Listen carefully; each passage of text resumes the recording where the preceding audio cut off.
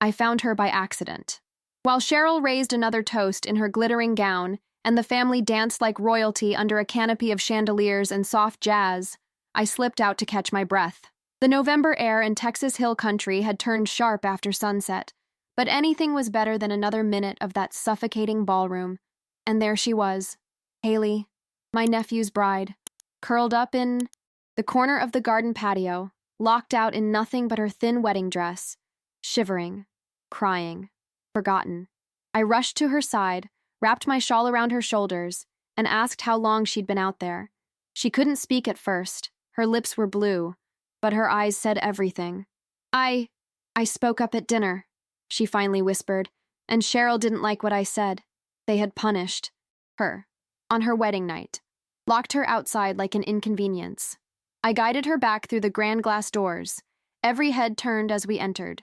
Silence fell across the dance floor as the band stumbled to a confused halt. Then I looked directly at Warren and Cheryl, Daniel's proud parents, and spoke the 5 words that changed everything. This marriage is not happening. My name is Carolyn Hastings. I've always been the difficult one in the family, the one who speaks when others stay silent, the one who never quite fit into the Hastings image of perfection. I'd spent my life watching my older sister Elaine bend to Warren's will, watched her fade away under his control until cancer took what little was left of her. I promised myself I wouldn't let that happen to anyone else I loved.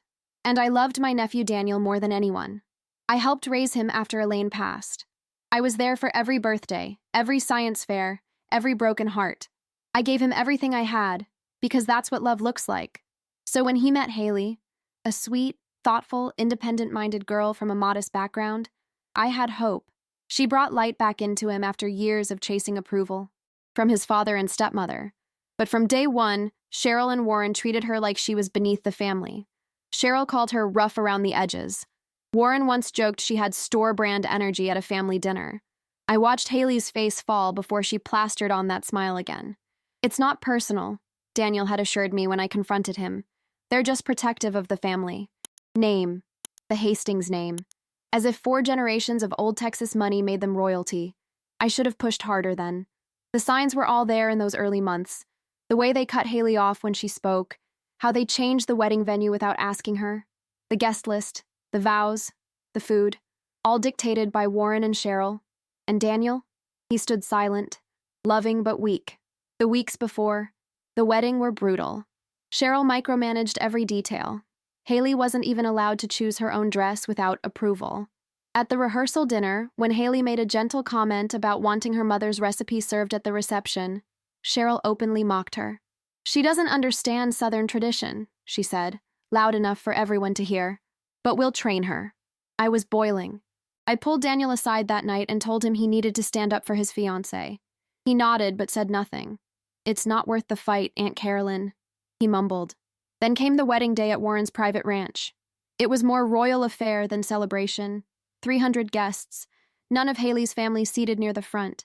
They had been tucked away in a back row, as if they were an horror afterthought. Even Haley's father, a dignified man who'd worked his whole life as a high school principal, was treated like hired help. But Haley smiled through it all. She made it down the aisle in that designer dress she hadn't chosen. She exchanged vows written largely by Cheryl. She kissed her groom. Then dinner came, and she committed the one crime Cheryl would not forgive. She asked in front of guests if a small portion of the wedding budget could have gone to charity instead of imported orchids. I just thought, with everything happening in the world, it might have been nice to share some of our blessing, she'd said softly. Cheryl froze. Warren stared. And Daniel? He chuckled awkwardly. Haley, dear, Cheryl said with ice in her voice, would you mind excusing yourself? I think you need a moment to collect yourself. You're embarrassing the family. Haley looked at Daniel. He looked away. She walked out with as much dignity as she could muster. That was 45 minutes before I found her locked outside. I knocked, she told me as I helped her to her feet. But they turned the music up. That's when I realized this wasn't a misunderstanding. It wasn't an accident. It was a message. So I walked her back in, past security that tried to stop us, past the waitstaff who looked away in shame. She didn't want to go. She was scared. But I wasn't. As we stepped back into the candlelit ballroom, every conversation stopped. Cheryl's smile fell from her face like porcelain shattering. And I said it. This marriage is not happening. A hush swept the room. Daniel stood, pale. Aunt Carolyn, what are you— I cut him off. You let them lock your wife outside on your wedding night. I will not stand by while you become a reflection of the worst parts of this family. Whispers broke out. Phones came out. Warren stepped forward. Carolyn, this is not your business. I turned to him. No, Warren. What happens to that girl outside is my business, and it's going to be everyone else's business too. That's when Haley's father appeared. He'd heard the commotion. He took his daughter's hand and said, You're not property. You're not a project. You're my daughter. And she broke. Tears, but also relief. In the crowd, some applauded. Others left. And Daniel? He followed Haley out. What happened next would change all of us forever. I wasn't invited to Warren and Cheryl's home for Thanksgiving that year, or Christmas, or any family gathering for 6 months after that night. Not that I minded. The morning after the wedding that wasn't, I woke up to my phone exploding with notifications. Someone, a cousin's daughter I later learned, had recorded my confrontation with Warren and Cheryl. The video had gone viral overnight. Letherin was trending. I watched the clip once, then turned my phone off. I wasn't interested in fame or taking sides publicly. I had only done what needed to be done in that moment. But the damage to Warren and Cheryl's carefully crafted reputation was instantaneous. Cheryl's boutique in downtown Austin, which catered to the elite, saw customers canceling appointments. Warren's consulting firm lost 2 major clients within a week. Their social circle, those same people who had applauded Haley's humiliation, suddenly found reasons to distance themselves. I received hundreds of messages from strangers sharing similar stories of family cruelty disguised as tradition, of partners who stood by while their loved ones were diminished, of wedding days that became power plays instead of celebrations of love. I answered, none of them. This wasn't about me. It was about Haley and Daniel, and whether they could find their way back to what mattered. 3 days after the wedding, Daniel showed up at my door. He looked terrible. Unshaven, eyes red, shirt wrinkled. Is she okay? Were his first words. I stepped aside to let him in. She's with her family. She's safe. My modest ranch house outside of Austin felt suddenly small with his nervous energy filling it. He paced my living room like a caged animal while I made coffee. I didn't know they locked her out, he said finally, his voice breaking. I swear, Aunt Carolyn, I was looking for her. Mom said she'd gone to fix her makeup. I handed him a mug and sat across from him. And you believe that? He stared into the coffee. I wanted to. That's your problem, Daniel. You've spent your whole life believing what's convenient instead of what's true. He flinched. That's not fair. Neither was what happened to Haley. He set the mug down untouched. I've been calling her. She won't talk to me. Would you talk to you? The question hung between us. Outside, a spring storm was building, the sky darkening over the hills.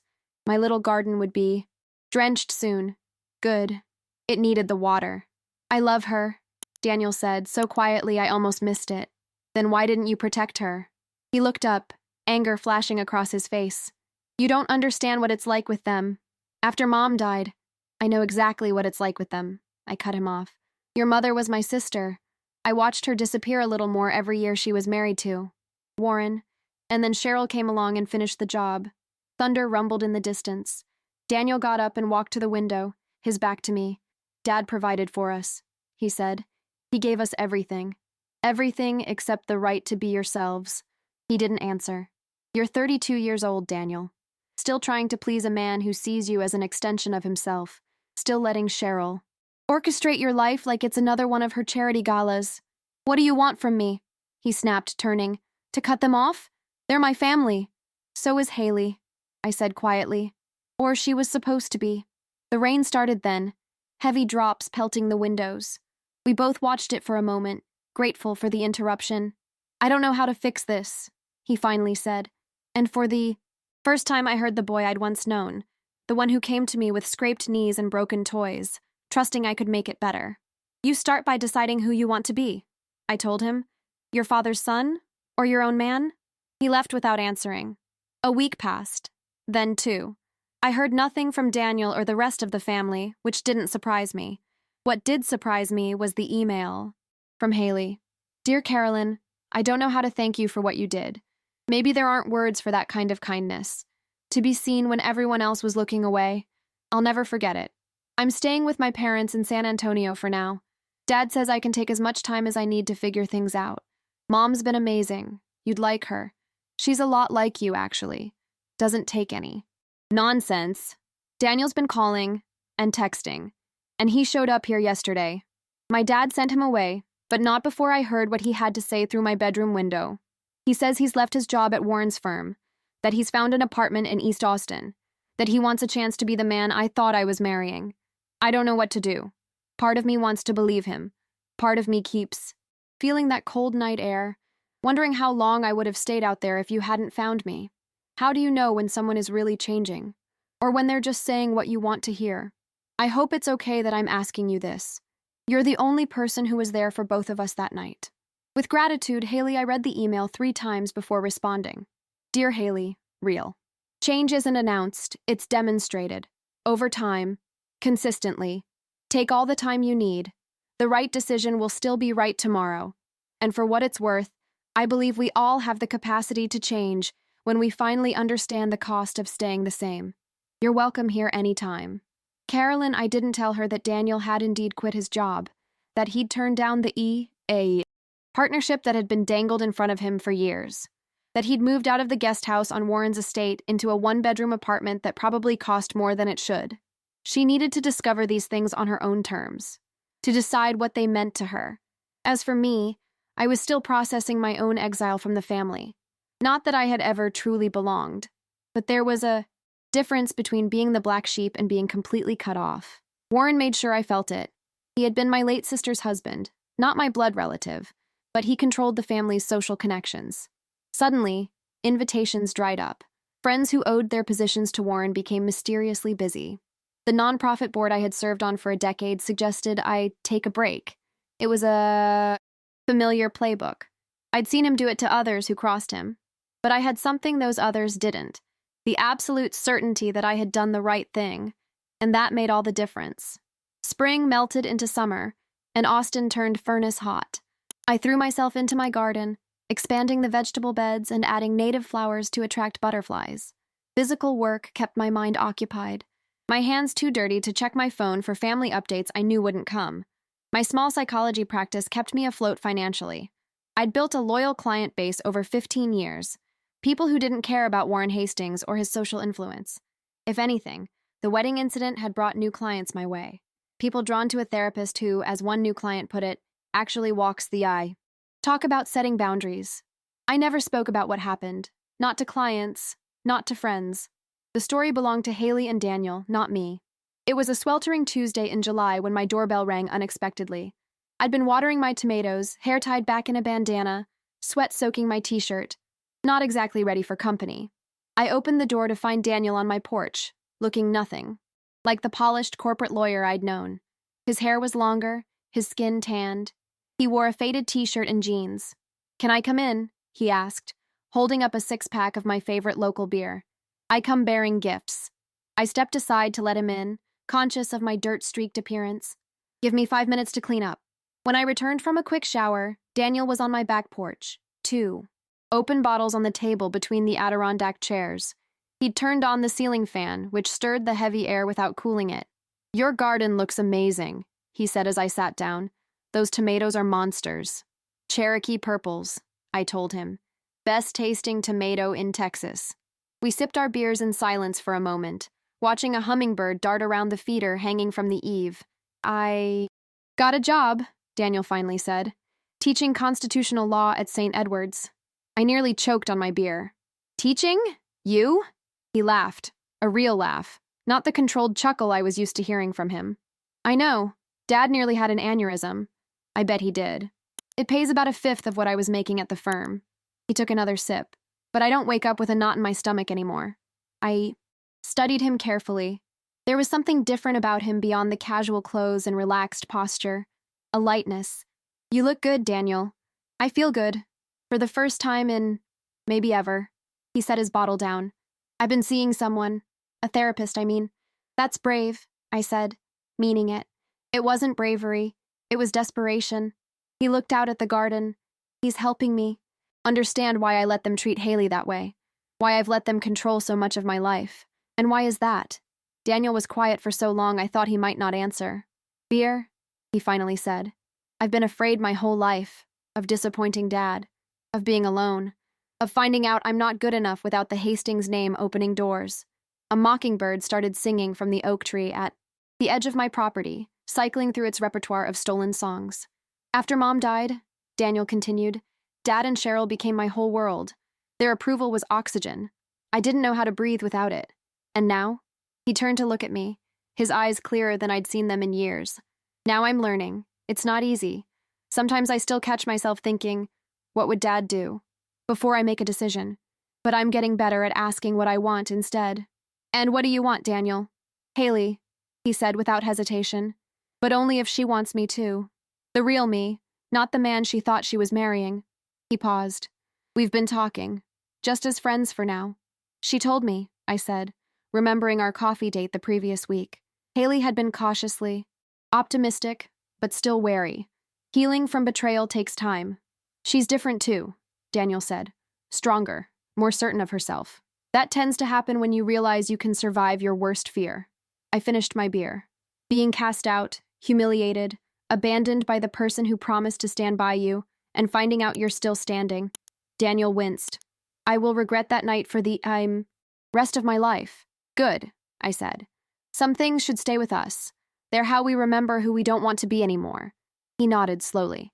I'm trying to make amends, not just to Haley, to you too. You don't owe me anything. I owe you everything, he said firmly. You were the only one who stood up for what was right that night, the only one brave enough to speak the truth. I shook my head. It wasn't bravery, it was anger. Pure, righteous anger at seeing someone I care about treated like that. Call it what you want. It changed everything. We sat in comfortable silence for a while, the heat pressing down like a physical presence. Dad and Cheryl want to reconcile, Daniel said eventually. On their terms, of course. Of course. They've invited Haley and me to dinner next. Week. A fresh start, they're calling it. I raised an eyebrow. And? I told them we'd consider it if you were invited too. I laughed out loud. I bet that went over well. About as well as you'd expect. He grinned. Dad turned that particular shade of purple he gets when the Cowboys are losing. And Cheryl?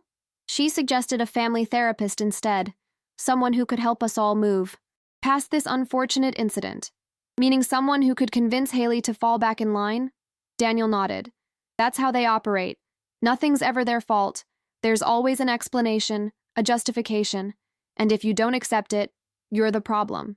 So what did you tell them? I said we'd think about it. He looked at me directly. But I wanted to talk to you first. I won't go if you think it's a mistake. You've got better instincts about them than I do. I considered this carefully. The old Daniel would never have asked for my opinion, let alone deferred to my judgment on a matter involving his parents. I think, I said slowly, that you need to decide this for yourself. Trust your own instincts. They're better than you think. He nodded, disappointment flashing across his face. But, I continued, if you want my perspective, meeting them would show strength, not weakness. It would show that you and Haley are united, making decisions together. That's what they fear most, that they've lost control over you. They have, Daniel said quietly. Then let them see it. I picked up his empty bottle and mine. Just don't go alone, either of you. I got up to get us fresh beers, but Daniel stopped me with a gentle hand on my arm. There's something else I wanted to tell you. His voice had changed, become tentative. I've been doing some research about Mom's estate. My sister Elaine had died with significant assets, most of which had remained under Warren's control as Daniel's guardian. What about it? I asked, suddenly wary. There was a trust, he said. For both of us. You and me. Mom left specific instructions that half her personal inheritance was to go to you when I turned 30. I sat back down slowly. That's not possible. Warren told me Elaine left everything to you, as was proper. He lied. Daniel's jaw tightened. I found the original trust documents in a safety deposit box last month. Mom gave me the key on her deathbed, but Dad, Warren, he told me it was just sentimental items. I never checked until now. My head was spinning. How much? About $3 million. I gasped. That's what's rightfully yours, Daniel finished. Mom wanted you to have it. For everything you did for her. For me. Tears stung my eyes. Not for the money, though God knew it would change my life, but for this final message from my sister. This proof that she had seen me, valued me, even as Warren tried to erase my place in the family. Warren's going to fight this, I said, wiping my eyes. Let him try. Daniel's voice was steel. I've already spoken to an estate attorney. The terms are clear. The statute of limitations hasn't expired because I was never properly notified of the trust's contents. He reached out and took my hand. This is just the beginning, Aunt Carolyn. There's so much I didn't want to see, about how they've treated you. All these years. I squeezed his hand, then let go. Don't make this about me. Focus on building your life with Haley, if that's what you both want. We can do both. He smiled, and I saw a lane in him suddenly. Her determination, her quiet strength, the parts of her that Warren had never managed to crush. Family is worth fighting for. The real kind, not the one they tried to sell us. As the sun began to set, casting long shadows across my garden, I felt something unfamiliar settle in my chest. Not forgiveness. I wasn't there yet. Not for Warren and Cheryl anyway, but hope. Fragile and tentative, like the first green shoots after a long drought. Maybe this was how healing began. The Hastings family estate sat on 15 manicured acres in Westlake Hills, overlooking downtown Austin. Its limestone facade and imposing columns had always reminded me of a mausoleum. Beautiful, cold, built to honor the dead rather than shelter the living. I hadn't been back since the wedding. Now, driving through the wrought iron gates with Daniel and Haley in my car, I felt my stomach clench. We don't have to stay long, Haley said from the back seat, reaching forward to squeeze my shoulder. Just long enough to make our position clear. I glanced at her in the rearview mirror. Gone was the timid girl who had tried so hard to please the Hastings family. This Haley wore her dark hair in a short, confident bob. Her simple linen dress and minimal jewelry were a deliberate contrast to Cheryl's ornate styling. It's not me I'm worried about, I told her. We'll be fine, Daniel said, though I noticed his knuckles were white where he gripped his knee. We agreed. We're a united front. If anyone gets disrespected, we all leave. I nodded, pulling up to the circular drive where Warren's housekeeper, Elena, waited to park my modest Subaru. I saw her eyes widen in recognition as I stepped out. Ms. Hastings, she said with a small, secret smile. It's good to see you again. You too, Elena, I replied, remembering how she had slipped me updates about Daniel during those first months after the wedding. Another quiet ally in this cold house. Warren and Cheryl were waiting in the grand foyer, a carefully orchestrated tableau of casual elegance. Cheryl wore white linen pants and a silk blouse, her blonde hair swept into an artful knot. Warren stood slightly behind her in khakis and a blue button-down, his silver hair the only indication of his 62 years. Daniel. Cheryl stepped forward first, arms outstretched. We've missed you so much. Daniel accepted her embrace stiffly. Hello, Cheryl.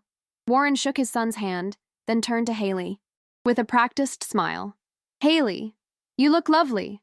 Simpler than we're used to seeing you, but it suits you. I caught the backhanded compliment immediately. So did Haley. Thank you, Warren, she said, her voice steady. I've found my own style these past few months. Warren's gaze finally landed on me, his smile tightening. Carolyn, this is unexpected. Is it? I replied. Daniel was clear about the conditions of this meeting. An uncomfortable silence followed, broken by Cheryl's too bright voice. Well, shall we have drinks on the terrace? It's such a beautiful evening. We followed them through the house, which seemed both familiar and strange to me now. The same museum-quality furnishings, the same strategically placed family photos, carefully edited to exclude any hint of discord or imperfection. The terrace overlooked an infinity pool that appeared to drop directly into the Austin skyline beyond. A bar had been set up, attended by a white-jacketed server I didn't recognize. Scotch for the gentleman, Cheryl instructed him, and I'll have a gin and tonic. Haley, Carolyn, wine? Sparkling water for me, Haley said. The same, I added. Cheryl's eyebrow twitched, a tiny tell that we'd already deviated from her script. Once seated with our drinks, Warren took control of the conversation, as he always did. Daniel tells us you're teaching now, he said, swirling his scotch. Quite a change from corporate law. It is, Daniel agreed. I'm enjoying it more than I expected. It must be quite an adjustment. The salary alone. Warren let the "ya" implication hang. I'm managing, Daniel said simply. Cheryl turned to Haley. And you, dear? I heard you've gone back to graphic design? Haley nodded. I've started my own firm, actually. Small, but growing. How enterprising, Cheryl said, in the same tone she might use to compliment a child's crayon drawing. I've always admired people who can make do with less. I saw Daniel's jaw tighten, but Haley just smiled. Thank you. I find fulfillment doesn't always correlate with excess. Cheryl's smile froze. Warren cleared his throat. We've asked you here tonight for a reason, he said, setting his glass down with a decisive click. The past few months have been difficult for all of us. Things were said, actions were taken, that perhaps we all regret.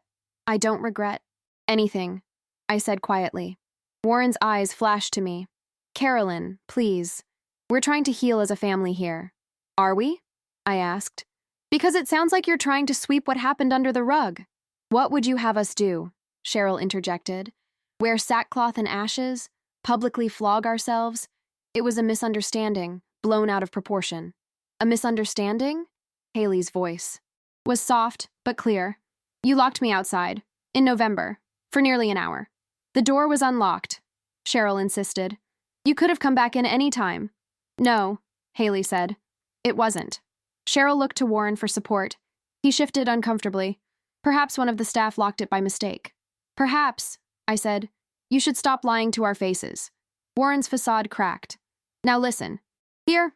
No, you listen, Daniel cut in, his voice firm.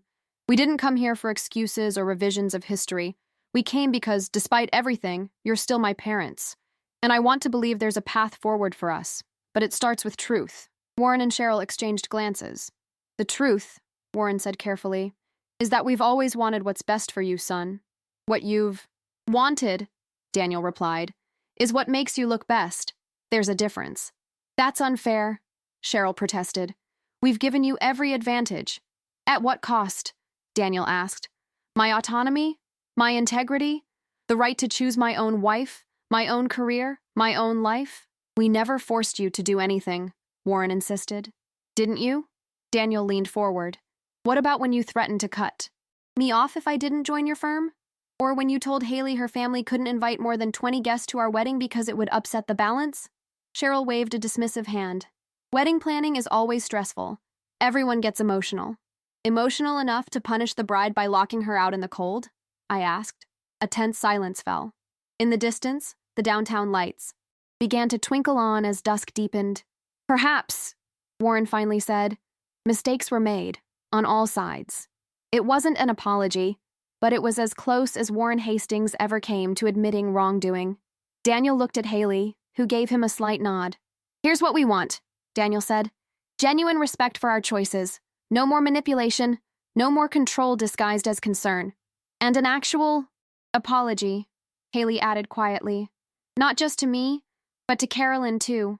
Warren's face darkened. Carolyn humiliated us publicly. She destroyed a wedding that cost over $200,000. She saved me, Haley interrupted. She did what everyone else in that room should have done. What you should have done, Daniel included. She took Daniel's hand. We've been honest about that in our own conversations. Now we need you to be honest, too. Cheryl looked like she'd swallowed something bitter. And if we refuse this ultimatum, then we'll continue our lives without you in them, Daniel said simply. We're not here to threaten or punish you. We're offering a chance to build something new, something healthier. Warren stood abruptly and walked to the edge of the terrace, his back to us. For a moment, none of us spoke.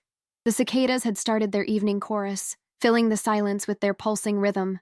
I should have checked on you, he said finally, still facing away. When you left the reception, I knew Cheryl was upset about what you said. I should have made sure you were all right. He turned, and to my shock, his eyes were damp.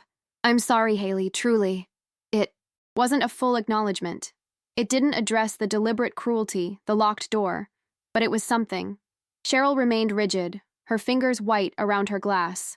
I may have overreacted, she said stiffly. Wedding days are emotional. Haley nodded, accepting what little was offered.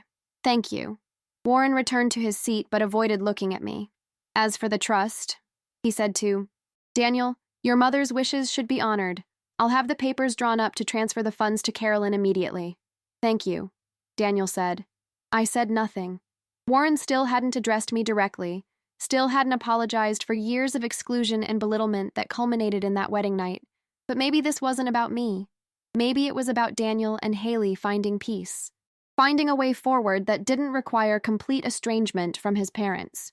As the conversation shifted to safer topics, the drought, the Austin real estate market, Daniel's students, I watched the subtle dance of power shifting around the table. Warren and Cheryl still performed their roles as gracious hosts, benevolent patriarchs of the family dynasty. But something had changed. The fear was gone. Daniel spoke freely, disagreed openly. Haley maintained her quiet dignity, no longer straining for approval. And I observed it all with a growing sense that something important was happening here. Not forgiveness, exactly, but perhaps the first trembling steps toward something like truth. As we left that night, Warren pulled me aside in the foyer, while the others walked ahead to the car. I underestimated you, he said quietly, all these years. It wasn't an apology, but coming from Warren Hastings, it was a seismic admission. You underestimated all of us, I replied, especially your son. He nodded once, then turned away. In the car, driving back toward downtown, Haley broke the silence.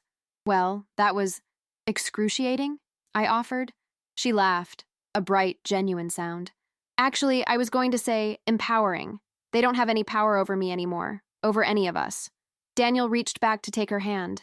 It's a start, he said. A messy, imperfect start. I caught his eye in the rearview mirror. Sometimes that's the only kind there is. September brought a slight cooling to the Austin air, though the Texas sun still blazed hot most days. I found myself spending more time at Barton Springs, floating in the cold, clear water that bubbled up from underground. There was something cleansing about it. The steady 68-degree temperature, the way sound muffled underwater, the perfect weightlessness. It was there, floating on my back one Thursday afternoon, that I made a decision. It was time to use Elaine's trust money. Warren had been true to his word. 3 weeks after our dinner at the estate, the funds had been transferred to my account. $3 million plus 20 years of accumulated interest. The number was so large it seemed fictional, disconnected from my everyday reality of mortgage payments and careful budgeting. I hadn't touched it yet. Part of me felt it was tainted. Blood money, payment for my silence and compliance. Another part felt I didn't deserve it, despite Elaine's wishes.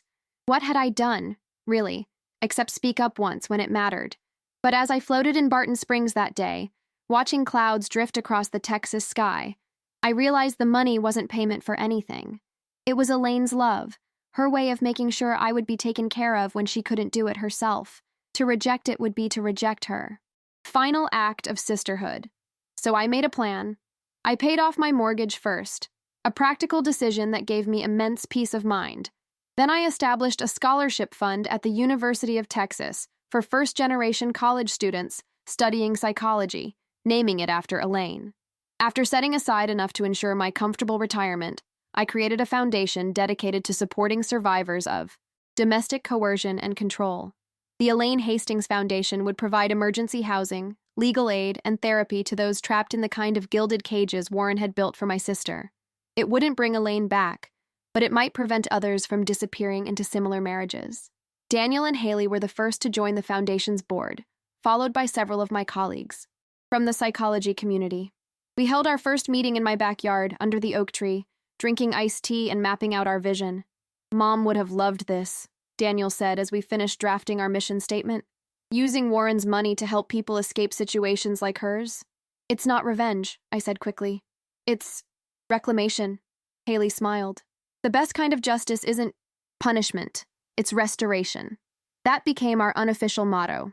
Not punishment, but restoration. We weren't trying to expose or destroy families like the Hastings. We were trying to heal the wounds they left behind. Warren and Cheryl, predictably, were less than thrilled when news of the foundation hit their social circle. They couldn't object openly. What kind of people would oppose helping?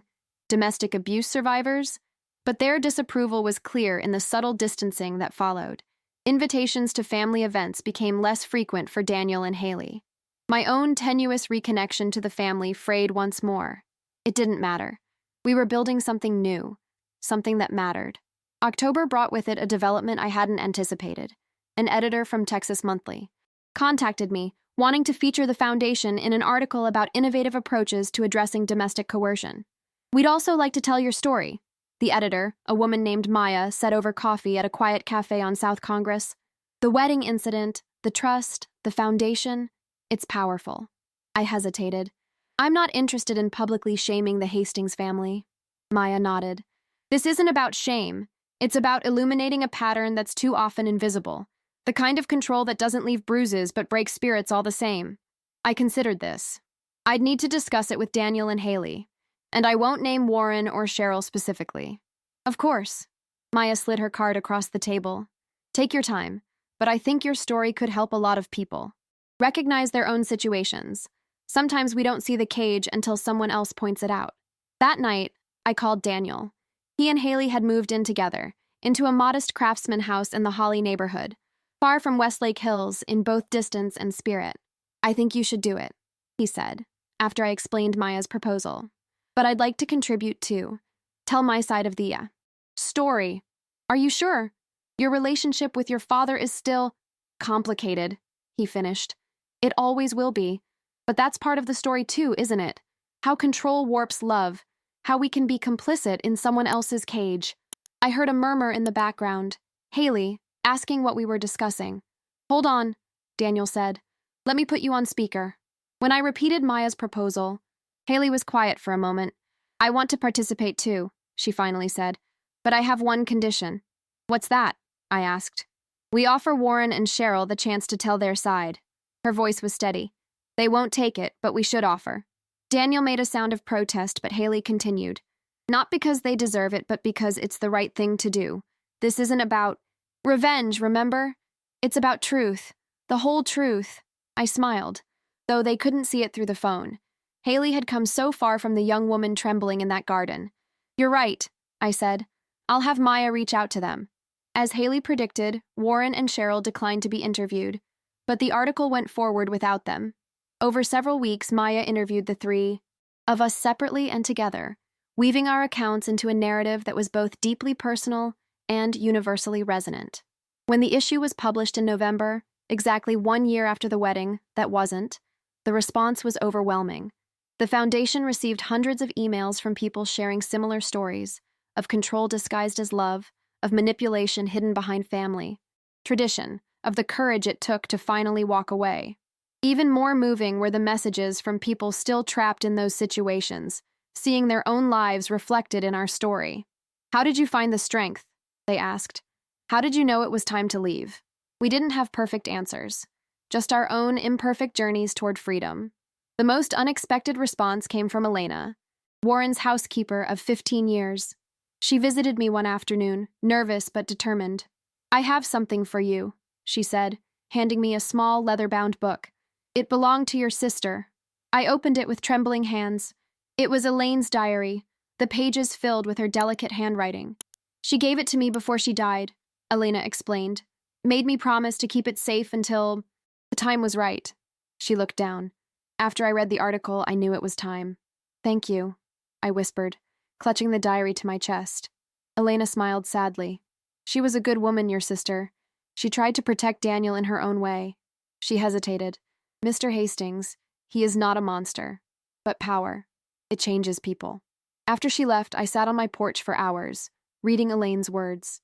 Her struggles, her fears, her hopes for Daniel, her love for me, expressed in entries I could barely read through my tears. "Carolyn is the strongest person I know," she'd written in one of her final entries.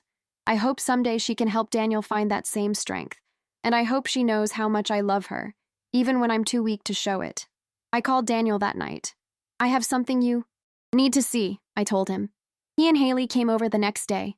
We sat together on my porch, passing the diary between us, filling in the gaps of our shared history with Elaine's missing perspective. "I never knew," Daniel said, his voice hoarse. "I thought she was happy." "She wanted you to think that," I said gently. "She thought it would protect you." "But it didn't," he replied. "It just left me vulnerable to the same patterns." Haley took his hand. "Until someone broke the cycle." They both looked at me with such gratitude that I had to look away. "We all broke it," I said. together. Later that evening, after they'd gone home with the diary, it belonged to Daniel now, I insisted. I sat on my porch watching the sunset. My phone buzzed with a text from an unfamiliar number. I read the article. You did right by Elaine. W. Warren. Acknowledging, in his way, the truth of what had happened. Not an apology, not really, but perhaps, in his world, the closest thing to one. I didn't respond.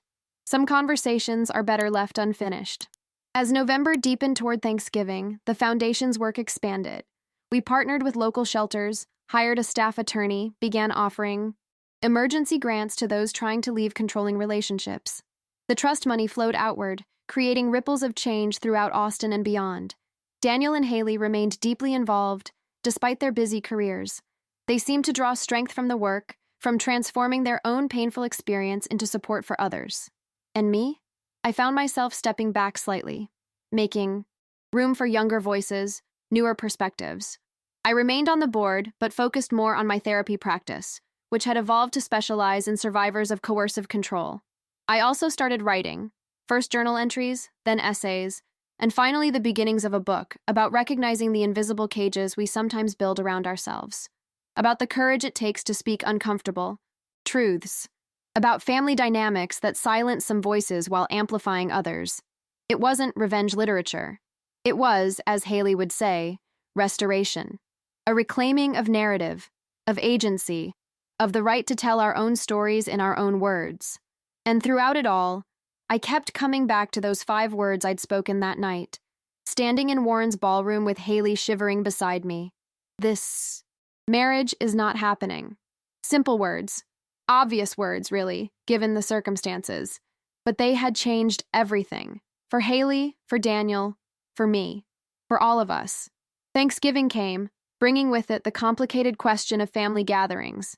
Daniel and Haley had received the obligatory invitation to Warren and Cheryl's annual feast, a formal affair for 30 that had always felt more like a networking event than a family celebration. We're not going, Daniel told me over coffee one morning. We've decided to start our own tradition. Oh? I stirred honey into my tea, curious. We're hosting dinner at our place. Small, informal, just people we actually want to spend time with. He looked up. You'll come, won't you? I'd love to, I said, touched by the invitation. What can I bring? Just yourself. Maybe that cranberry sauce you make. I smiled. The one with orange zest and bourbon? Your mother's recipe. Exactly. He hesitated. Actually, we were thinking, this year we'd like to honor Mom somehow. Include her memory in the celebration. She'd like that, I said softly. We're inviting Haley's parents too, and a few friends who don't have family in town. He paused. No Hastings relatives. I need a break from performing for them. I understood perfectly. Every Hastings gathering came with expectations, of appearance, of conversation topics, of the careful dance around Warren's ego. It was exhausting. It sounds perfect, I told him. And it was. Thanksgiving at Daniel and Haley's modest home turned out to be everything the Hastings affairs were not. Warm, relaxed, genuine. Haley's parents, her father Richard, the retired principal, and her mother Janet, a kindergarten teacher, were delightful people who clearly adored their daughter and were growing to love Daniel just as much. We ate at a table made from reclaimed wood that Daniel had built himself, a new hobby he'd discovered since leaving corporate law. The dishes didn't match. The wine was served in juice glasses because they were still unpacking. Nobody cared. After dinner, sprawled in their cozy living room, Daniel pulled out a small wooden box. Mom always made us go around the table and say what we were thankful for, he said. But she also had this tradition just for the two of us. He opened the box to reveal small strips of paper and pencils. We'd write down something we wanted to let go of from the past year. Then we'd burn it in the fireplace. Out with the old, in with the new, I murmured, remembering Elaine's words. Exactly. Daniel passed out the papers and pencils. I thought we might all do it this year. So we did. One by one, we wrote our private burdens on those small slips, then watched them curl and blacken in the flames. I didn't ask what the others wrote. Some things are meant to stay between you and the fire. But I knew what I had written. Guilt for not saving Elaine. It was time to let that go. To accept that I had done what I could with what I knew then. To forgive myself for not being able to see the full picture until it was too late. As the year wound to a close, Daniel and Haley announced they were postponing their wedding indefinitely. "We're happy as we are," Haley explained when I asked if everything was all right between them. "We want to build our relationship on our terms, not on some external timeline. Besides," Daniel added with a wry smile, "I'm not sure I ever want to hear the word wedding again." I understood. The wedding industrial complex had nearly destroyed their relationship. Why rush back into those choppy waters?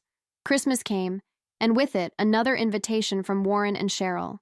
This time, Daniel and Haley accepted, but only for Christmas Eve cocktails, not the full Christmas Day extravaganza. "We're setting boundaries," Haley told me. 2 hours, no overnight stay, no gifts beyond token exchanges. "And you're coming with us," Daniel added firmly. "Am I?" This was news to me. "Non-negotiable," Haley said. "We're a package deal now." So on Christmas Eve, the three of us once again drove through those wrought iron gates. The estate was transformed into a winter wonderland. Thousands of white lights draped over every tree, poinsettias flanking the grand entrance, a 20-foot tree visible through the foyer windows. It was beautiful. It was excessive. It was utterly Warren and Cheryl. This time, instead of the awkward tension of our last visit, we were greeted with strained politeness. Warren shook my hand.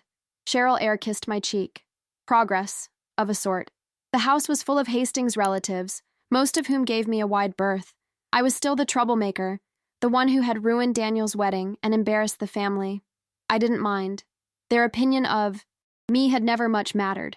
I was standing alone by the massive fireplace, nursing a glass of wine, when Cheryl's sister Vivian approached me. "That was quite an article in Texas Monthly," she said without preamble. I tensed. "You read it?" "Everyone read it?" She sipped her champagne. "Warren pretends it doesn't exist, of course, but the damage is done."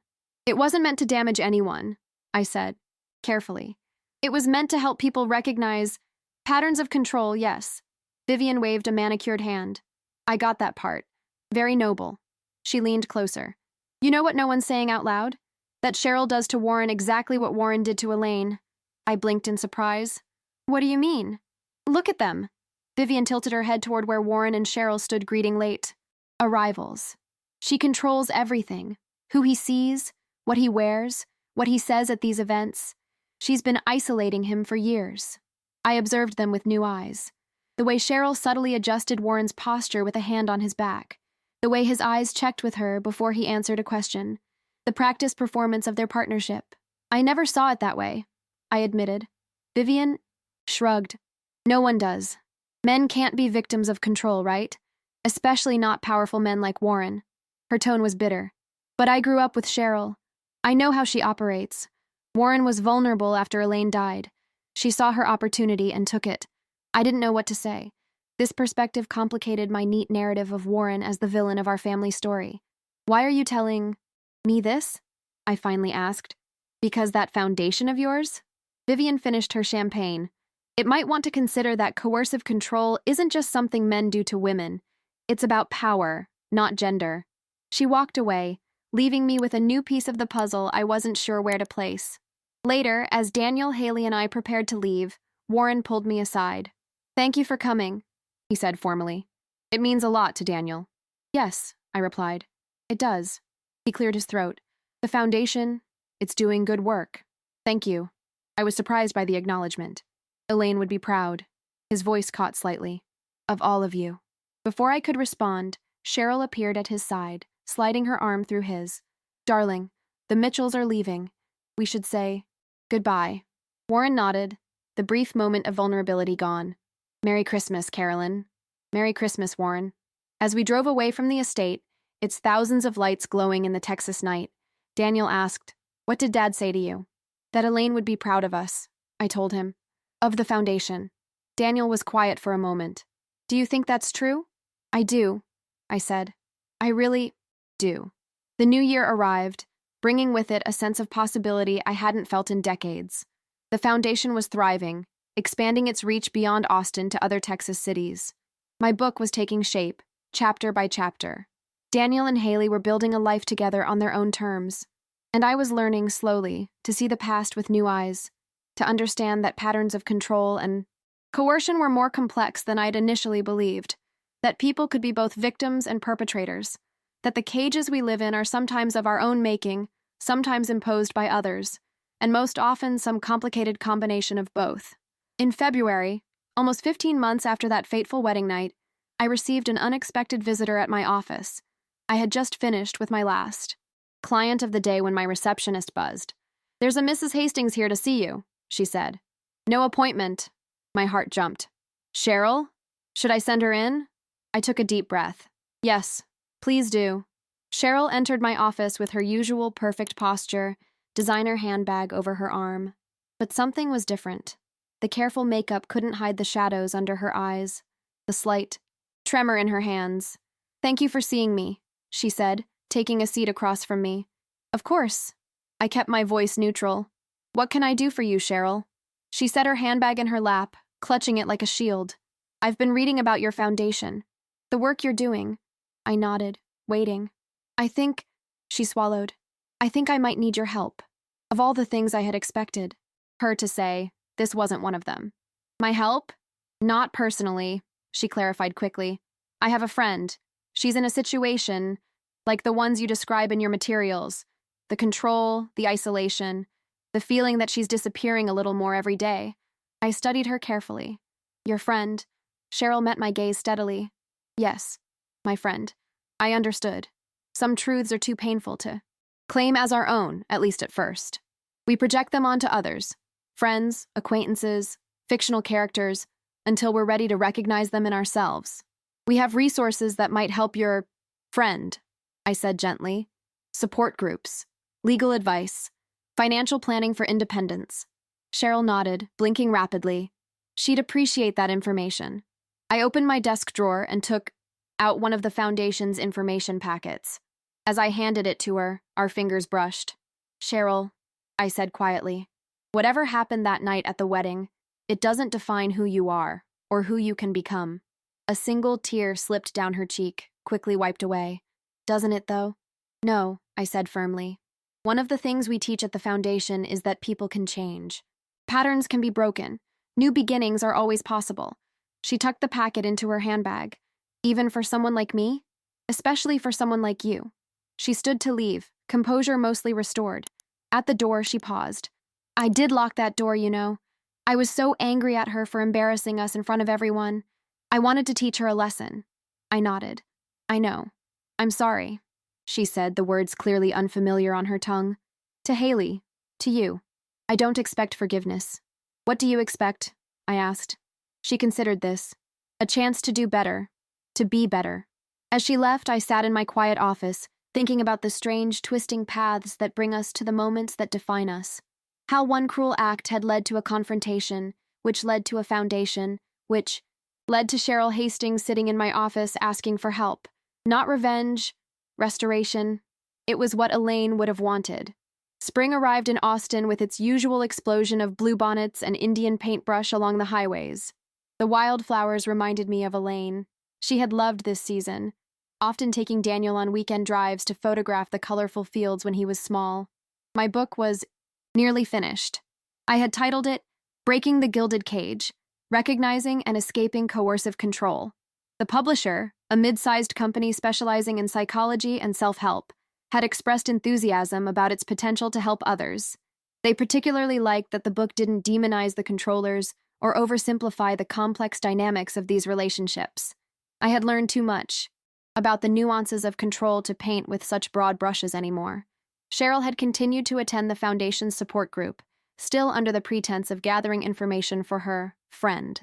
The other group members understood, giving her space to maintain that fiction until she was ready for more honesty. She never mentioned Warren directly, but hints of her situation emerged through her questions and comments.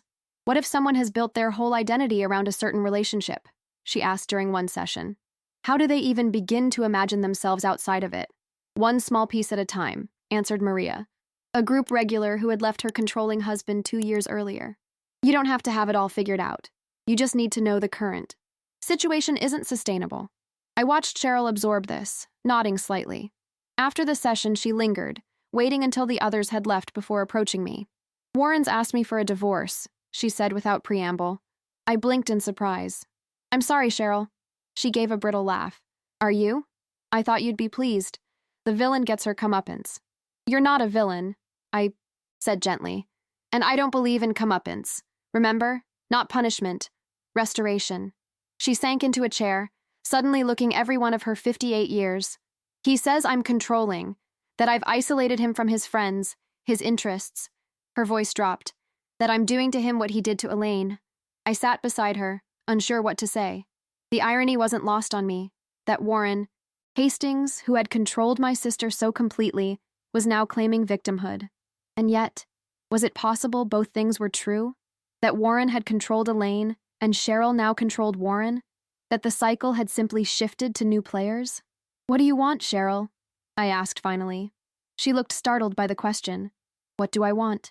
Yes, not what Warren wants, or what society expects, or what would preserve appearances. What do you want? She was quiet for a long moment. I don't know, she finally admitted. I've spent so long managing everything, everyone. I'm not sure I remember how to want things for myself. I nodded. It was a common realization for both controllers and the controlled that somewhere along the way, they'd lost touch with their authentic desires. That's a good place to start, I told her. Figure out what you want. Then we can talk about how to get there. She stood to leave, then hesitated. Warren's telling people it was the article that changed him, that reading about what happened to Elaine made him see patterns he'd been blind to before. Do you believe that? She adjusted her handbag, a nervous gesture I'd never seen from her before. I think he's found a narrative that makes him the hero of his own story again, the man who recognized his mistakes and corrected course. She met my eyes. It's easier than admitting he's just trading one form of control for another. After she left, I sat alone in the meeting room, thinking about how stories shape us, the ones we tell others, and more importantly, the ones we tell ourselves. Warren's new narrative cast him as the enlightened man breaking free from a controlling wife. Cheryl was still working on hers. And me? What was my story? For so long, it had been about failing Elaine, about watching helplessly as my vibrant sister faded under Warren's influence, about being powerless to stop it. But that wasn't the whole truth, was it? I had also been the one who found Haley that night, who spoke those 5 words that changed everything, who helped build a foundation that was now helping dozens of people find their way to freedom. Maybe my story wasn't about failure after all. Maybe it was about finding my voice, exactly when it mattered most. These thoughts were still swirling in my mind the next day when Daniel called, sounding more animated than I'd heard him in months. Aunt Carolyn, are you free for dinner tonight? Haley and I have news. We met at their favorite restaurant, a small farm-to-table place on the east side. Daniel was practically vibrating with excitement, while Haley wore a serene smile that reminded me of the Mona Lisa, knowing, mysterious. So, I said after we'd ordered, what's this big news? They exchanged glances, and Daniel, though, reached for Haley's hand. We've decided to get married, he said. For real this time. That's wonderful, I exclaimed. When? Where? Next month, Haley said. A small ceremony at Zilker Botanical Garden, just close friends and family. Very small, Daniel emphasized. No more than 30 people total. I smiled, understanding the significance of this choice after the extravaganza their first attempt had been. It sounds perfect. We want you to officiate, Haley said, reaching across the table to take my hand. We can't think of anyone more appropriate to lead us through our vows. I felt tears spring to my eyes. I'd be honored. Truly. There's more, Daniel said, unable to contain himself. We're moving to San Antonio this summer. This was unexpected. San Antonio? What? About your teaching position? I've been offered a job with a nonprofit legal center there, he explained. They provide representation to families dealing with economic abuse and control. It's exactly the kind of work I want to be doing. And I can run my design business from anywhere, Haley added. Plus, we'll be closer to my parents, which will be nice when… She trailed off, exchanging another look with Daniel. When? I prompted. Daniel's smile could have powered the whole restaurant. When the baby comes in November? I gasped, joy flooding through me. A baby? You're pregnant? Haley nodded, her hand drifting to her still flat stomach. Almost 3 months along. We wanted to wait until we were past the first trimester to tell anyone. I rose from my chair to embrace them, both happiness and tears mingling as I held them close. I'm so thrilled for you, for all 3 of you. As we settled back into our seats, Daniel's expression grew more serious. We've been talking about family a lot, obviously, about the kind of parents we want to be. I nodded, understanding where this was going. We've decided to invite Dad and Cheryl to the wedding, he said, but with very clear boundaries. That seems wise, I said carefully. Dad seems different lately, Daniel continued, more reflective. He actually apologized to me last week for pressuring me about the firm, for how he treated Haley. He shook his head in wonderment. I can't remember the last time I heard him apologize for anything. And the divorce?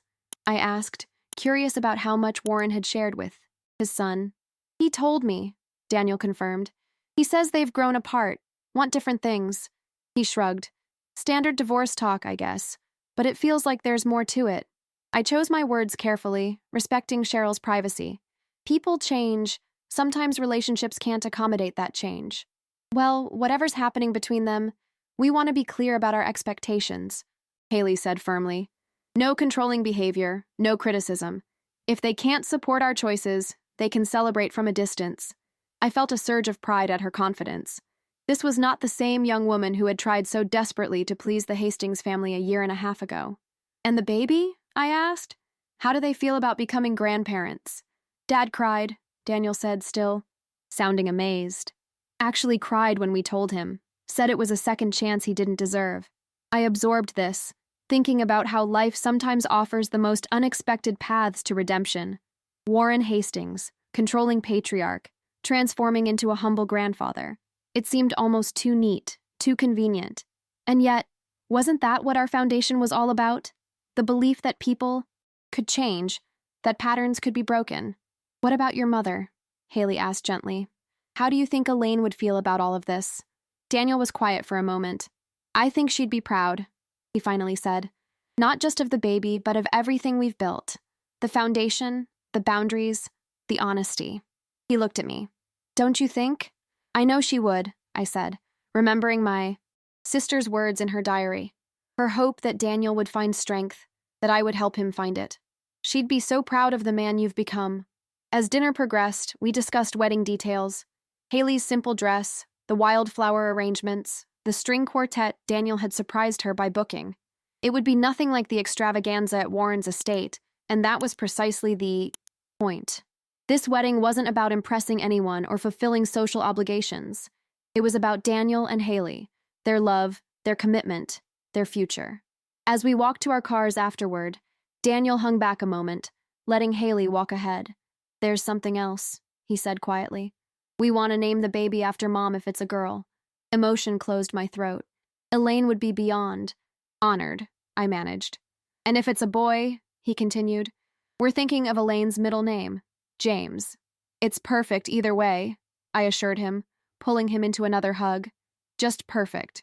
Driving home that night, I felt a sense of completion I hadn't experienced in years. The circle was closing.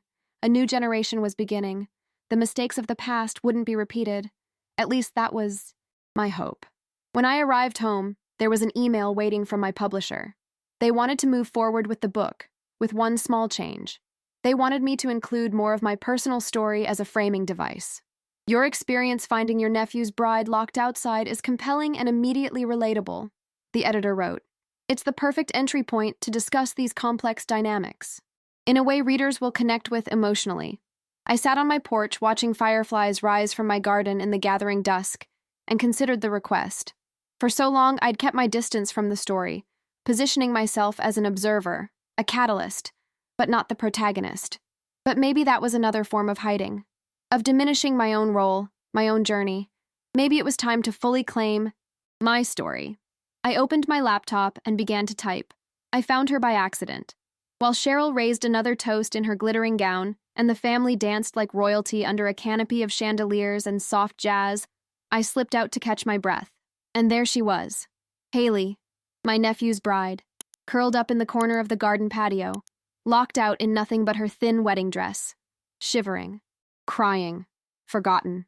The words flowed easily now, truth pouring onto the page. Not just what had happened that night, but everything that came after. The foundation, the healing, the unexpected turns toward redemption. Not revenge, but restoration. It was time to tell the whole story. The day of Daniel and Haley's wedding dawned clear and perfect. the kind of spring day that makes you believe in new beginnings. Zilker Botanical Garden was in full bloom, a riot of color and fragrance that needed no additional decoration. I arrived early, wanting a moment of quiet before my role as officiant began. The small rose garden where the ceremony would take place had been set with just 3 rows of white chairs, a simple arch of greenery and wildflowers, and a path of scattered petals. So different from the opulent display at Warren's estate. So much more authentic. I found a bench beneath a flowering red bud tree and sat for a moment, breathing in the scented air. My book had been published 2 months earlier, receiving thoughtful reviews and, more importantly, letters from readers who recognized their own experiences in its pages. The foundation had expanded to 3 Texas cities, with plans for more, and I had finally sold my house, preparing for my own move to San Antonio to be closer to Daniel, Haley, and my future grandniece or grandnephew. Life was shifting, rearranging itself into new patterns I couldn't have imagined 18 months ago. There you are. I looked up to see Haley approaching, radiant in a simple ivory slip dress, her dark hair adorned with tiny, white flowers. No elaborate veil, no train, no diamonds, just Haley, natural and beautiful. "Shouldn't you be getting ready?" I asked, standing to embrace her. "I am ready," she said with a laugh. "That's the beauty of keeping things simple." She sat beside me on the bench, careful of her dress. "I wanted to thank you, before everything gets busy." "For what?" "For finding me that night," she said simply. "For seeing what was happening when no one else would look." I squeezed her hand. "I just did what anyone should have done. But they didn't," she said. "That's the point. You were the only one." She touched the small bouquet of wildflowers she carried. "These are for you, actually, to carry during the ceremony." "But your bouquet?" "Daniel's bringing me a fresh one. This one's for, you. The blue cornflowers are for truth, the white larkspur for new beginnings, and the Indian paintbrush for courage," I finished, recognizing the Texas state wildflower symbolism Elaine had taught us years ago. "Exactly." Haley handed me the small bouquet. "The 3 things you gave us." Tears pricked my eyes as I accepted the flowers. "I'm so proud of you both, of the family you're creating." "Speaking of family," Haley said, her tone shifting slightly, "Warren and Cheryl are here, separately." I nodded, unsurprised. Their divorce had been finalized a month earlier, remarkably amicable according to Daniel. "How are they?" "Warren's nervous. Keeps straightening his tie." She smiled. "It's the first time I've ever seen him uncertain about anything." "And Cheryl?" "Subdued." She brought a small gift, asked if she could sit toward the back. I thought about Cheryl's journey over the past months, the support group she still attended, now openly as herself rather than for a friend, the small apartment she'd rented in downtown Austin, the tentative steps toward independence she was taking. "This can't be easy for either of them," I said. "No," Haley agreed, "but they're here, and they're respecting our boundaries." She stood, smoothing her dress. "I should go find Daniel. The ceremony starts in 20 minutes. As she walked away, I caught sight of Warren entering the garden. He spotted me immediately and, after a moment's hesitation, approached. "Carolyn," he said, extending his hand. "You look lovely." "Thank you, Warren." I accepted the handshake, noting the slight tremor in his fingers. "How are you?" "Nervous," he admitted, surprising me with his candor. "I wasn't sure I'd be welcome today." "Daniel wants you here," I said simply. "That's what matters." He nodded, glancing around at the simple, elegant setting. "It's beautiful. Much more them than the last attempt." "Yes." An awkward silence fell between us, decades of history making small talk impossible. "I read your book," he said finally. This surprised me. "Did you?" "Yes." He cleared his throat. "It was illuminating. Difficult to read in parts, but illuminating. That was the intention. I recognized myself in it," he continued, his voice low. "Not just with Elaine, but with Daniel. With everyone." He met my eyes directly. "I've hurt a lot of people, Carolyn. I'm only beginning to understand how many, or how deeply." I studied him, trying to gauge his sincerity. The Warren Hastings I had known for 30 years would never have admitted such a thing. He would have justified, minimized, deflected. "What changed?" I asked. He considered this. "Losing Daniel made me reevaluate everything. Seeing him walk away from the life I had planned for him, and become happier, more fulfilled. It forced me to question all my assumptions. He paused. And yes, reading about what I did to Elaine, seeing it through your eyes, that changed me too. I thought of Cheryl's words months earlier, that Warren had found a narrative that made him the hero of his own story again. Was this more of the same? Or genuine growth? Perhaps it didn't matter. What mattered were his actions. Going forward, the baby gives you a chance to do things differently, I said. To be the kind of grandfather Elaine would have wanted for her grandchild. I hope to be, he said softly, if they'll let me. From across the garden, I saw Daniel approaching, handsome in a light blue suit, no tie. His face was serious as he spotted his father talking to me. Dad, he said, reaching us. Everything. Okay? Everything's fine, Warren assured him. I was just telling your aunt how beautiful everything looks. Daniel's posture relaxed slightly. Good. We're about to start. Mom would want you in the front row. Warren's eyes widened at the mention of Elaine. Thank you, son, he said, voice thick with emotion. That means a great deal. As Warren moved toward the seating area, Daniel turned to me. Ready for your big moment? As I'll ever be, I replied, holding up the wildflower bouquet Haley had given me. These are beautiful, by the way. Her idea, Daniel said with a smile. She wanted you to have something special to carry. He looked around at the garden, at the gathering guests, at the simple beauty of it all. This feels right, doesn't it? Like this is how it was always meant to be. Yes, I agreed. This is exactly how it should be. The ceremony was everything a wedding should be. Intimate, authentic, focused on the couple rather than the spectacle. I spoke from my heart as I officiated, talking about love that liberates rather than constrains, partnerships built on mutual respect, the courage it takes to choose each other freely every day. Daniel and Haley wrote their own vows, simple promises that acknowledge their journey and look toward their future. No grand pronouncements, no overwrought language, just truth, spoken from the heart.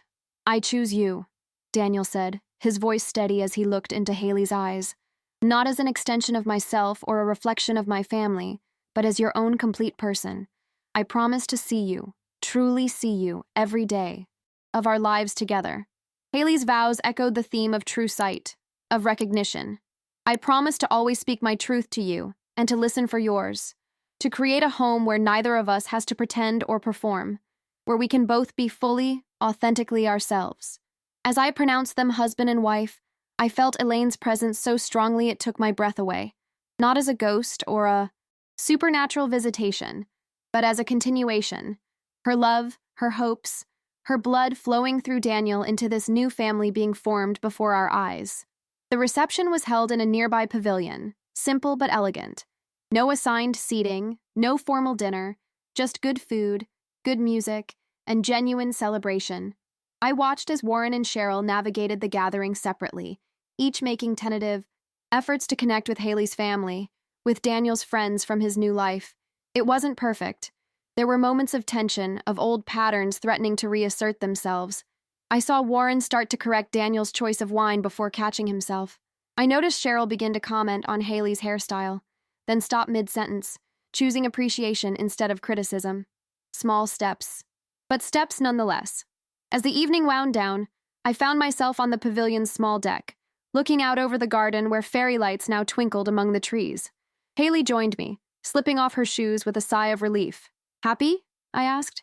Beyond happy, she confirmed. It was exactly what we wanted. We stood in comfortable silence for a moment, watching the guests mingle below. Daniel told me about Warren's apology, she said finally. About him reading your book. Yes, I said. He mentioned it to me as well. Do you believe him? That he's changed? I considered this carefully. I believe he wants to change. Whether he can sustain it? I shrugged. Time will tell. That's fair, she said. We're taking the same approach. Cautious optimism. A good policy for most things in life, I agreed. She turned to me, her expression earnest in the soft light. I want you to know something. If we hadn't found each other that night, if you hadn't seen me when no one else would, I might still be trying to make myself small enough to fit into their world. I don't believe that, I told her. You were always stronger than you knew. You would have found your way. Eventually. Maybe, she conceded. But you accelerated the process considerably. She smiled. Those 5 words you spoke, they changed everything. "This marriage is not happening," I quoted softly. "Exactly. You gave me permission to want something better, to believe I deserved it." Daniel appeared in the doorway, eyes searching for his wife. When he spotted us, his face lit up with a joy so pure it made my heart ache. "There you are," he said, joining us. "I was wondering where my two favorite women had disappeared to." "Just getting some air," Haley told him, leaning into his embrace. "And philosophical perspective," I added with a smile. Daniel looked between us, curious. "On what?" "On how sometimes the end of one thing is necessary for the beginning of something better," I explained. He nodded, understanding immediately. "Like a wedding that doesn't happen making room for one that should." "Exactly." As they turned to rejoin their guests, I remained on the deck a moment longer, watching the night sky deepen above Austin. 18 months ago, I had spoken 5 words that changed the course of multiple lives. Words that had seemed devastating at the time, but had ultimately led to this moment of authentic joy. This marriage is not happening, but a different marriage had happened instead.